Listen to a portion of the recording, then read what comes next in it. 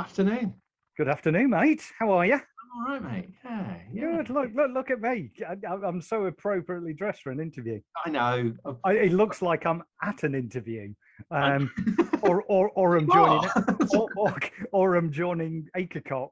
We're 2000 and also something. interview writers, mate. So Well, absolutely. Well, I think more bands should take note and step up to the plate and dress up for your interviews. Well, so anyway, for the benefit of all of you at home, while we two catch up, I'm with Pete, also known as Corecast Mutilator, from the legendary band that is Lawnmower Deth. Thank you. Welcome to Ever Metal.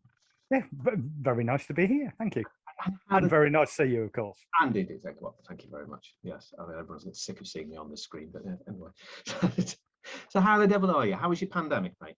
My pandemic's probably been every bit as gloriously miserable as everybody else's. I think it's been all right, actually. I'm going to say it's been all right. It's not great, is it? It's a fucking pandemic. But you know what? Touch wood. I'm 18 months through and I haven't contracted, so good for me. So I managed to get through unscathed. I'm double jabbed. And like the rest of us, restricted movement, been busy, and it's not been as painful as it could have been, but I'm more than ready for getting back out the door. Yes, indeed. Bring it on. Bring it on. So it's kind of why we're here, but bring it on, because I'm really bored. I'm really bored. So many of us have had to sort of grapple with new skills, not the least this blinking technology. But what new lockdown skills have you learned then as a result of this? Look at my happy face. My happy, youthful face says recording skills. May I never have to virtually record anything in my life again. But I say I've learned it. Steve learned it. Bless him. He's just like some little frazzled crisp in the corner now, gently rocking and so on. But recording, that's the skill we learned, how to record over multiple locations, which makes it sound really exciting, doesn't it? Yeah. But three of us live from the airing cupboard, or yeah, pretty well, live from the back room. But yeah, recording vocals at home, Steve recording guitars and stuff at home, and Chris B recording drums in his garage, and we've learned how to record an album, which we've done. So that's kept us relatively busy in lockdown, really. But it's not a lovely process. It's not like when they used to pay stupid money for you to go to a recording studio on holiday for 2 weeks and drink local cider. And yeah, the rider doesn't look quite as impressive anyway. It's rubbish, mate. It's a cup of tea. But I guess this exciting news that for the first time in a long time we're actually going to hear some genuinely new material from you. So you genuinely are, man. It's well, we didn't know what was going to happen. It was that usual thing. You're going to record an album? No. Are you going to record an album? No. And it went on like that for years. A bit like will you get back together? No. All of that went on for years and years. But the whole would we record? Who needs a new Lawnmower album, really? You don't. But then Steve said, I think I've got a song. And he sounded quite good. So that's that. And then it just became prolific. It was some outpouring of songs appearing. And then we thought, well, we better record them and see what they sound like. So we started demoing at home, and they sounded really quite good. And we thought, well, this is interesting. And it's kind of been rolling like that for a couple of years. And then suddenly it was a grown-up record contract appeared with some grown-up people, and suddenly we signed a grown-up record contract, and we've got a producer, and we've got all the stuff that comes with it. And none of it. Look at me being politician answering, not saying who or where or any of it because I can't. But we now have a full album, so we've done our bit. There's 18 tracks done, and in fact, I just got 6 through the first time. So even the production's going on remotely, and I got the first 6 back this morning, and oh my god. Is that us? Really? Do we really sound like that? That's I was a bit shocked. It's really sounding great. I'm suddenly gone from not caring a monkeys to like this is really bloody good. I can tell you're proper excited about it. Yeah, nice. Yeah. No, for real. When you hear it, I hope you are, because it's ripping. Yeah. I mean, it's noisy, and it's us. I hear a word. There's even a little bit of melody in there. And there's always melody. We've always done melody. If you look at our cohort, even people I'm still mates with now after all these years and stuff like that. But obviously we got associated with the British thrash bands for all the obvious reasons back then. But we probably had more affinity because the label we were on when we were signed with Earache. Then we were there with, Napalm and Carcass and Entombed and Bolt Thrower and all those guys. So, and still in touch with a lot of those guys. And we did a couple of shows before lockdown with Napalm and stuff like that. And it's great. Yeah, it's really good to see everybody. So we were always pretty noisy because that's where we lived and what we did, and inability probably in there as well. But we always slipped the odd little bit of melody in. But I think we've gone even more so that it's probably noisier, heavier, louder and punker than it was before, with a bit more melody chucked in when it needs it. And it's a really nice mix. I'm not saying we suddenly sound like Nightwish or something. I don't think it's that kind of melody. But symphonic parody metal, it started. Yeah, but there's harmonies in there, and there's some serious guitar licks going on, and having Chris Billum in the band on drums, it's just awesome, because I say that kid, he's younger than me by about 3 years, but he can't half play, and it's good. Honestly, it's I don't know, maybe there's an adage in it, be shit for so long you might sound half decent after a little bit of time, about 30 years. Yeah, but we'll see. It's not us who've got to decide, is it? It's you lot that need to decide whether it sounds all right or not. You send it over when the time comes, and we will give it. Oh yeah, you'll get it. Give it the appropriate. And then you can run away. Well, I wonder whether we have to do what Crusher did whenever he gets a Maiden album and anoint it, but because it's been so long. But, I'm all up for that. But yeah, no, indeed. So given that there's 18 songs on there, I'm guessing that there's not sort of many 20-minute epic symphonic tracks in there, and we were quite shocked. Record. We were quite shocked that one of them's gone over 5 minutes. Just the one, but there's a 5.5 minute track, and by our standards, we're moving into Rush territory. And 2112 is the dawning of a new age. We have got that happened was Paddy breaks a string live normally, isn't it? I mean, it's yeah, that's usually me tap dancing for 5.5 minutes, isn't it? But yeah, there's a track of 5.5 minutes, and at the other extreme, I think the shortest one's about 7 seconds, and everything's in between. Yeah. So obviously, no clues about labels or whoever's behind the knobs at the stage. Am I going to be surprised when I find out who's behind the knobs? All I can tell you is it's done. It's signed. We are working with our label manager. We have production. We're even moving towards videos and all that kind of nonsense. Ideally with us not in it at our age and stuff like that. But it's all going on. And when they're ready to say, right, we'll announce it. I believe what happens, because I'm so like that, finger on pulse, with the music industry these days. Apparently you announce everything together and make product available and lots of nice things. So it'll all come out in one big blurt, I would imagine, rather than what we do, which is get excited and go, we're going to release them and start telling people bits and bobs. But yeah, it'll be done properly. Apparently. This is all starting to sound like there's some actual planning going on here. I mean, God knows, mate. What went wrong? Mainly, I don't know. It's a sad indictment of affairs, isn't it? That there's a bit of organisation. I wouldn't say so. On the whole, as always happens in Lawnmower world, everything happens by luck and nothing by judgment, and that's pretty much the entire career. But I think we've gone to the right house, and we're working with the right people, and it'll be good. And good luck to them for organising us. Well done. So I guess now that you've actually got some new material, that probably means you don't really qualify for being your own tribute band anymore. I mean, again, I how many times have I said this? I really do wish a bloody tribute band would come along and and take up some of that slack, so that we don't have to do it all the time, and they can go and do the shows, and we'll go and watch them.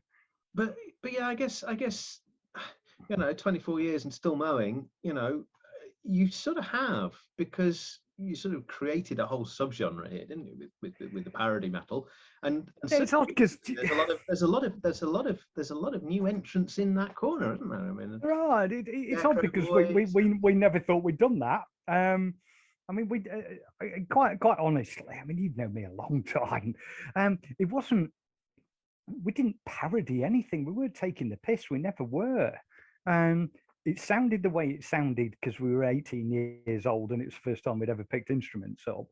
So it was pure inability. We wanted to be in a band. We wanted to be in a band that didn't play in its bedroom and think it was Steve Vai. We wanted to make a racket, but the personalities said it's kind of what we were, and everything had that fun tilt to it. But I think people took the fun tilt to mean we were either parodying or taking the piss. Parody wasn't even a word then, I don't think. So a lot of people either thought we were. It was odd. The Europeans thought we were a punk band. So when we toured in Europe, we toured with the Damned and people like that. So they thought we were a punk band. People like the NME and the Guardian thought we were art. Go figure. And Metal Hammer thought we were taking the piss. So I don't know. It was everything in between. But I think there is this genre of bands that have come through under the parody banner, and actually, a couple of them are particularly good. I mean, I will name check those, but Scarecrow, obviously, like as our bastard offspring, are the greatest people. We love the Scarecrow boys. And they're just brilliant, and they roadie for us, and we roadie for them, and stuff like that. But Scarecrow, I think Raised by Elves are amazing. I mean, that Sammers, he's hilarious. I mean, he has got it going on. I mean, we're not funny like that. He's genuinely funny. Some of the things they produced over lockdown, the skits he's put together, hilarious. So I don't particularly see us being in that bag. I just think what it was is what it is. I think we're a good live band. We've always known how to play live, or not play, but have fun live. So I think we've been good at that. But yeah, I think nothing says you've got to go and be dead serious, does it? Pay your money, come and have a good time, have a couple of beers, go home happy. That should be it. And if you like the rest of it, it's a bonus. And if you don't care about it on vinyl, fine, it doesn't bother us. But yeah, it's odd. I've never considered us to be a parody band, and some will disagree. So of course you are. I don't know, but I just think we're a pigeonhole, mate. That's the I just think we're a punk metal band, is what we are. Plenty of punk ethic, probably plenty of punk ability, and get associated with the metal band. So I think we're a bit of both of those things, really, and I'm quite happy with that. And one that regularly crops up on mainstream radio. BBC Radio as well. It's that's well, going back to my point. All luck, no judgment. I mean, some silly things happen, don't they? But yeah, who want? Let's go back 30 years through the sands of time, and there's you and I having a pint in Rock City.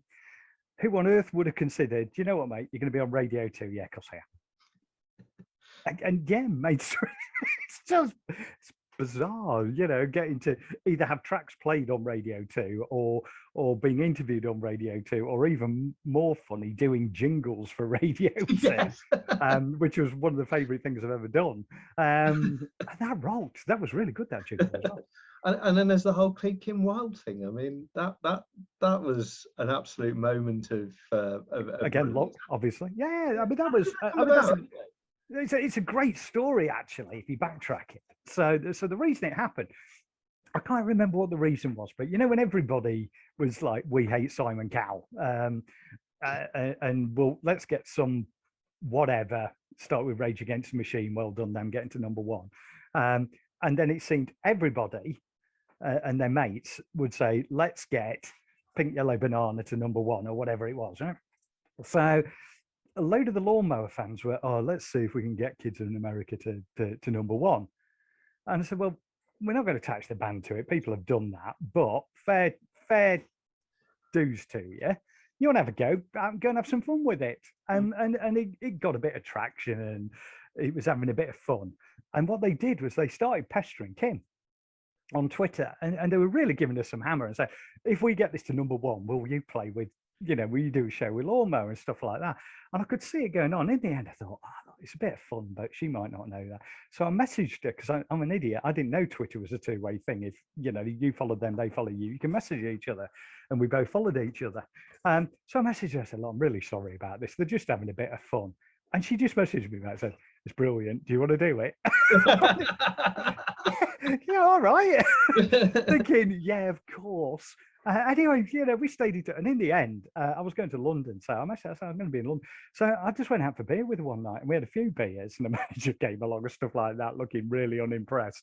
And we just said, that's a brilliant idea. We're doing Download. Do you want to do that one? And she went, yeah. And that was it. It was just because she went, yeah, let's do it. And ever since then, we're like top old mate. She's just brilliant. Her and Ricky are amazing, and we're just good mates. And what a delightful story. And we've just become synonymous with her now. Linked, careers linked is not probably. I know. We both thought about it. I know. And suddenly, I mean, I could tell you so many stories. It's great, but I mean, one of the most ridiculous ones, when we did the video for that Christmas track, I said, I'll come down to London, and then we've given all these instructions where to go and how to get out to a house and stuff like that. So, it's just us like this jolly boys day out on the train down to London, get the train out to her house. Their management picked us up, and I said, just give us a minute. Tony's popping in, and Tony Hadley walks in, and he's like some bizarre sitcom of 80s megastars.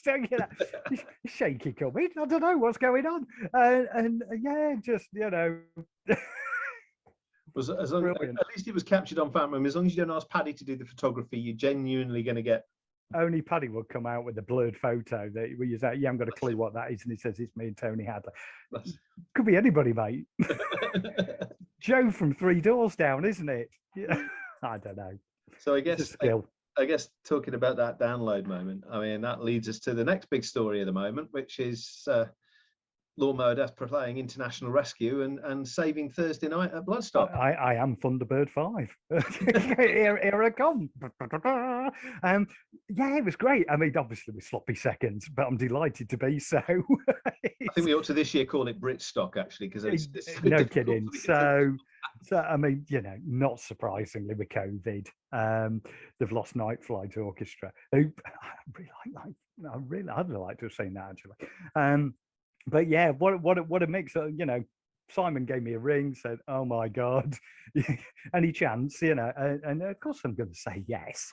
We jumped straight for it. So we chuffed to pieces. So we're going to headline Thursday night for them, and consequently, could it sound any more different to Night Flight Orchestra? No. But I think it's a great slot for us. Giant Willies, and Dio's got his robotic spiders, and Sabaton's got their Panzer tank, and you've got a bloke in a bunny costume. So I've got more than that. Hey, come on, animatronic flying killer cobs here. I mean, what have we got to look forward to this time? That'd be lovely, wouldn't it? Wouldn't that be a thing? Although I've been at the Muse shows when they couldn't get the drones up either. So you're right. We have got somebody in a B-Tech rabbit costume. That tends to come out. But yeah, it's a bit like the B-Tech AC/DC. We gather bits as we go along. So every time you see AC/DC, whatever came out on the last tour is always there. Plus the stuff from all the tours before, it just gets bigger. So we seem to have collected stuff over the years. So yeah, there'll be a few costumes because it's a festival show.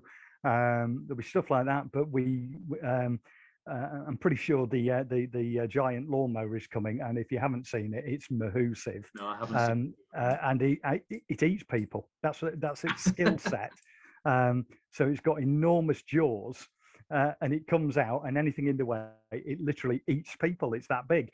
So that'll be coming with us. It's brilliant. One of my favourite stories is it took us several hours to make this thing.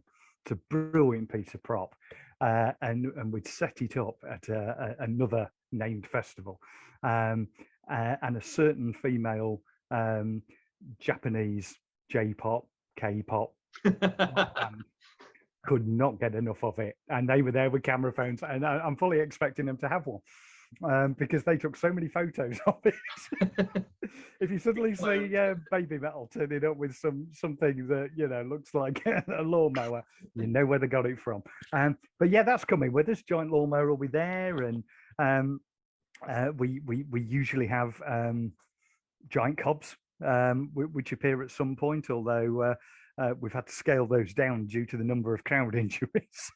They used to be sort of like medicine ball type weight and size. These things were like this. They were massive. We used to launch them around the crowd, and it was great because you'd see them go around the crowd for about 15 sets after you'd finished playing. But they're a bit heavy, and they kept knocking people out. It's happening. You kept getting brilliant YouTube footage of people going down under these things. So they became balloons over time because we know how to rock safely. Mm. Yeah, we'll be bringing Rammel with us. I think it's fair to say. Yeah, well, I think the biggest challenge you're going to have is whether or not everybody who wants to will be able to get in the tent. It's going to be a bit like. So I suspect it's going to be cozy, isn't it? Suicidal a few years ago, and yeah, but I think it's most times we do those tents, and those tents are vast. They're really good because it really is like a club show on on steroids, isn't it? And most times we've done a tent, it's been like that's been overspill.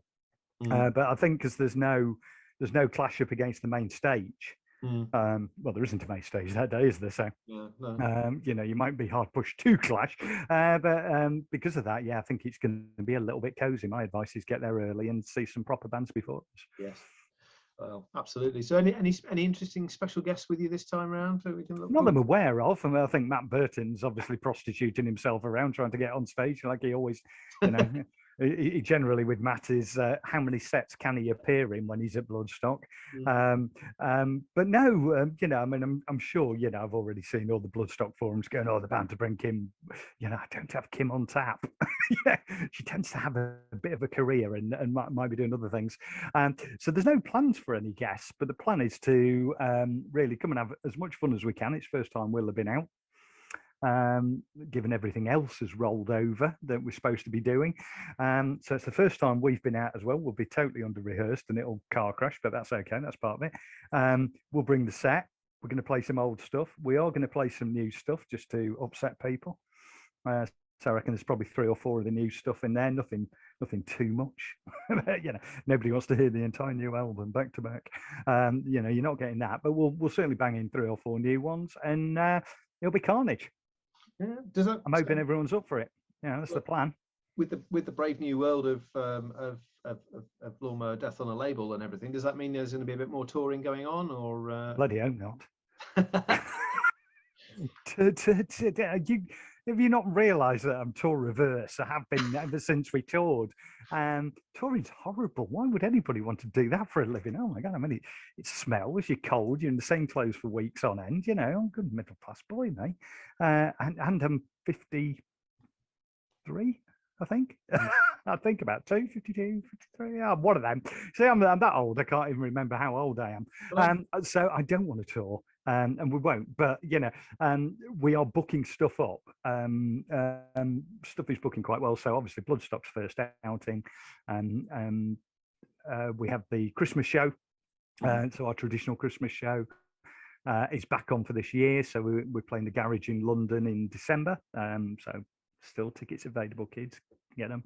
And we've got Race by Owls on that one as well, and Footprints into Custard are playing on that one as well.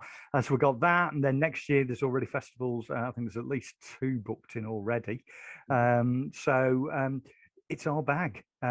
We like a good day out, the same as the rest of you do. So we like coming to festivals. So if people give us free tickets, and the byproduct is we play for half an hour or an hour or whatever, and then we get to go and watch some nice bands. That's great. So festivals are us. You're not tempted to do a live stream? Can you imagine? No. Can you imagine Paddy in a live stream? Bloody hell! I mean, I think they're going to be part of the furniture moving forward, because I think it's one thing you'd have Paddy wanting to tell his jokes, and Chris permanently voiding himself, me not remembering stuff, everything out of order, and probably a little like yourself not knowing how to work Zoom. So, it'd be all of that. So I can't think of anything worse than a live stream of Lawnmower Deth, to be perfectly honest. At least when it's real and live, if you balls it up, it's come and gone in a few seconds and you're on to the next thing. But yeah, so I mean, the recording process obviously been totally different. How long did it actually take you to cut the disc? Sound like Def Leppard, 2 years. I know. It's like the Stone Roses, isn't it? It's like a global pandemic in the middle. But... No, the only difference is that the Stone Roses, lived in Monmouth and spent gazillions in that studio. We've spent 2 years in our bedrooms trying to work out how to use Focusrite and stuff like that. And I can't tell you how brutal the process is of home recording. It's what would happen previously. We used to go to nice residential studios when we were on earache and stuff like that. We get shipped to whatever this week's flavour was. So, we went to Sawmills where Muse and Robert Plant and people like that were all using. So we go there on holiday for a couple of weeks. And what would happen is you go in, you get through all your stuff, and then it'd get round to my bit. You go in, you do your vocals, and you'd look up, and everybody's on the floor laughing or throwing stuff at the window or just telling you shit. And that's how it worked. And then you did it again, and you did it again until it sounded about right. And then everybody went, that one will do. And that was it. But what happens virtually is you kind of get in your own space. You get your stuff. And for my wife, it must have been torturous because she couldn't hear anything that was going on apart from me. So there'd be huge periods of silence and then suddenly, and Cookie Monster would be out and then away again and stuff like that. And then you think, I'm quite happy with that. And then I'd get way too excited. All Steve's told me is I have got no off switch. And he's right, I haven't. So what had happened was, I think that's great. So I'm going to do something else and I'm going to layer this on. And by the time I'd finished, I'd be sending him 25 vocal tracks for a 14-second song. And he became, we're not fucking Queen, mate. But I'd be sending him all these ridiculous ideas. And then they'd go, yeah, but it's really shit. Can you do it again? And you go, oh, okay. And it'd go on like that for months. It was so hard, I can't tell you. And it's like the worst version of the X Factor. It's that brutal. You just send your heart and soul down the pipe, and then the other end of the pipe goes, it's shit. That's awful doing. So most of it was done like that. And then eventually, when the restrictions lifted a bit, I actually got to go down and do it at Steve's, and so we socially distancedly and safely did it at Steve's house, and managed to get, and that was much better. So joys of recording notwithstanding, what prompted going down the label route rather than the self-producing and doing it yourself? I mean, everything was on the table. I think the predominant reason of not going down the self-release route is one, we're very old school. And we were on a label previously, and I still like the idea of being on the label and so on. And two, quite frankly, we're way too bloody lazy. And we didn't want to be the ones sitting there packaging up those 6 copies that people might buy. So, I didn't want to be going down the post office every 2 minutes. I really didn't. And, I'd rather, you get proper access to what we do with proper people giving it a push. And if you want those 14 different coloured vinyls and a Japanese import and all that stuff, good for you. We're really happy, and they'll let you have it. And so a label was the right way. But where we've ended up is it's absolutely with the right people, and that's already the case because of other people we've now been introduced to and having a producer involved with us, which I mean, bizarrely. Here's a nice anecdote. I'm going to go off on a tangent here. So the guy who used to work with us was a guy called Steve Harris, not that Steve Harris. So the first 3, the 3 earache releases are all done by a guy called Steve Harris. He worked on U2 after us and Kaiser Chiefs. What a career that guy had after us. I mean, clearly it went down the pan for him after Lawnmower. Obviously Lawnmower being the highlight of his career, and then he ends up with some tin pot bands like the first Kaiser Chiefs album that went multi-gazillion platinum or something, and U2. Never even heard of him myself, but that's what happened to him. But we're working with somebody from our genre. by our genre, I mean, the world of heavy metal, and so on. But it's great, and they've already really brought something to the party. And that's probably what it needed, because to us, I could make an educated guess, but I'm not going to. You'd be wrong. I know what you're guessing. You're wrong, but he was involved. Time will tell. Are we going to know any details by the time the show comes along? Or I'm hoping so. Yeah, I'm following the lead of the label, really. So as soon as they want to shove out a press release that sort of tells people what's going on, whether they decide to coincide that with Bloodstock or not, I don't know. But I'm just following their lead, really, because that's the joy of being on a label, isn't it? You get told what to do. Alerting.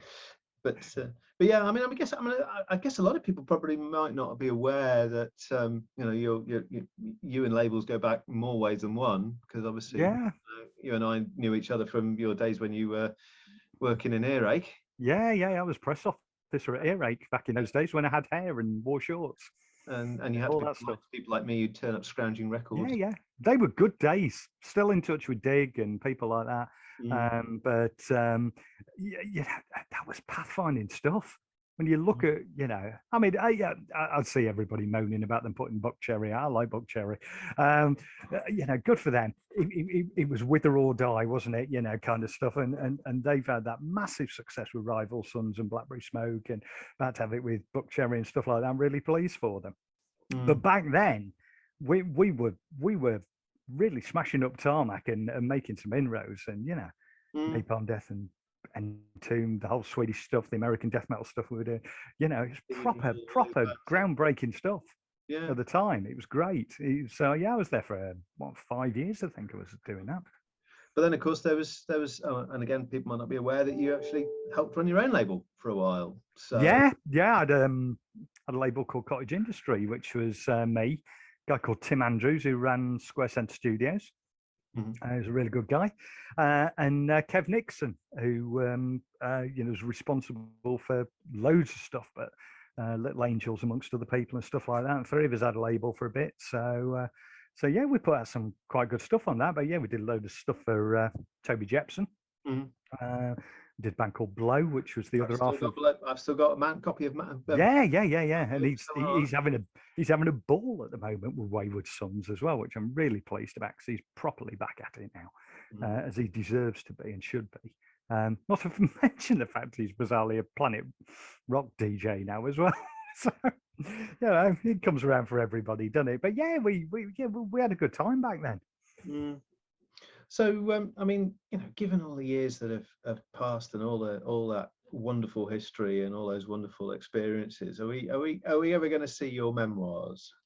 I bloody hell no. Does anybody really want? I'm reading John Cooper Clarke's memoirs at the moment. They're fantastic. He's a proper naughty boy as well. But I love John Cooper Clarke. Are you going to see my memoirs? No, I've got no plans to do memoirs. I really haven't. I mean, I've got acres, as any of the guys in the band. We've probably got untold amounts of stories, but they're funny to us, and deeply embarrassing to my kids, and stuff like that. I'm not sure the world needs, the memoirs of Pete. I'm really not sure that's that interesting. To me, look, would it change anything? Absolutely not. I've had a brilliant time. I did all of that then. We had 15 years off, got married, had kids, got a grown-up job, do well at work, all that stuff. And now I get to do all of that and stick one toe back in the pond and headline Bloodstock, or stick a new album out. And that's really, but it's much, much nicer than when we were 18, 19, 20 years old, when it was all a bit competitive. And who got the longest hair, and have you got this album, or and it was all that scene stuff going on. Now it's just fun. It really is. And I think if you ask anybody, the bands that are around that are still going from back then, or doing it in a different guise and stuff like that, I think everybody says the same thing. Probably having more fun with it now than ever. I think the catering has been distinctly improved as well. That's massive, because it's not, what you asked me why we do festivals. Catering's really good. And it's not even a piece of pizza, is it? I mean, it's good quality catering here. It's best meal of the year, you know, and that's no disparity on my wife. It's just, it's just really great. It's really great. And you know, my favorite thing for all of these things is my kids, who are, you know, not that young now. Actually, my kids are 23 and 19. But, you know, my kids have been coming to festivals with me since they're about 12, 13 years old. And amazing for them. I mean, they've had an absolute, you know, swanning around with the AAA passes backstage and getting the photos taken with people, and, you know, just brilliant, absolutely brilliant to be able to do that kind of thing up and above, you know, what was the back of a transit van, and these festivals didn't exist 30 years ago, did they? No, indeed. You did the all-dayers at Rock City. That was the highlight. So on the subject of having a photo taken with various sort of rock royalty, has Biff from Saxon forgiven you guys yet? I don't think so. I'm really sorry as well. And do you know what? What actually happened there? Because I'm aware of Steve. We were young and we were idiots. So we got put, as Saxon have done. Saxon were massive. We were massive, still are massive Saxon fans. And we got the chance when they were on a slump. So they were huge, weren't they? 80s, and, you know, you'd see them at concert hall. Used to go and see them at the concert hall and stuff like that. And they were massive. And then they went into that slump in the 90s, and they were playing Mansfield Leisure Centre. That was the height of their career, wasn't it? And they weren't even shifting tickets for Mansfield Leisure Centre. You know, that's where they. So we got the phone call saying, you know, will you come on the bill? Which we did, and it sold all right.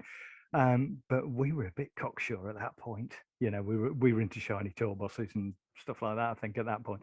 And so we got on the bill, and we were given a proper talking to before we went on. You won't do this and you won't do that. And meantime, we'd been out and we'd bought a duck, a big stuffed mallard, and we basically gaffer taped some torches to. You can see where this is going, can't you? Gaffer taped it to the mallard with its wings outstretched, stuck it in the lighting rig, and in the middle of our set, the mallard landed. And the sound went off really quickly. And that was the end. That's the end of that set. And of course, we thought it was hilarious, but really, we were just being idiots. And it was only done with love and affection because we loved the band. But Steve did approach Biff a few years ago, and Biff wasn't up for chatting, so, which I think is a shame, because, you know, I just think that, you know, they're our royalty, aren't they? Yeah, they're the UK royalty, and if he still delivering the goods as well, so that's fair enough. Do you know what, I'll tell you, I still went to the tour they did a couple of years ago with Fastway on the bill, because Toby was playing for Fastway, and they were amazing that night. Yes, I saw them. I think I went to the Nottingham show for that one. Yeah, just brilliant. I mean, it's greatest. It's Eddie was still with us, and so he went on and did Ace of Spades. It was just a proper night. So I love Saxon, but I am sorry if we upset them back then. But, you know, hopefully one day I might get to sit and have a cup of tea with him, and he'll be all right about it. I hope so. Yeah. So what does it feel like after all these years, and to still be going and seeming to be going from strength to strength, really? I think it's bizarre.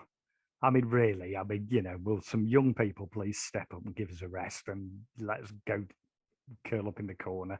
You know, it should be that, shouldn't it, really?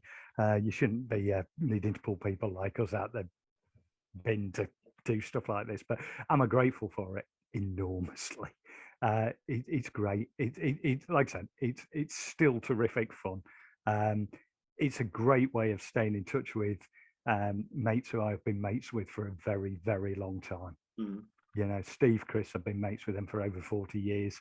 You know, since school. Paddy I've known for too long. You know, Chris Billen was school. You know, God, I've bloody known you 30 odd years, mate. You know, it's great. You know, would we all stay in touch in the same way? We might not. You don't know, do you? And I think it's great for that, and I'm deeply grateful for that, and I'm deeply grateful for the fact that people actually turn up and they're bothered, and they get involved when we play. Brilliant. So yeah, I don't see us packing it in yet, put it that way.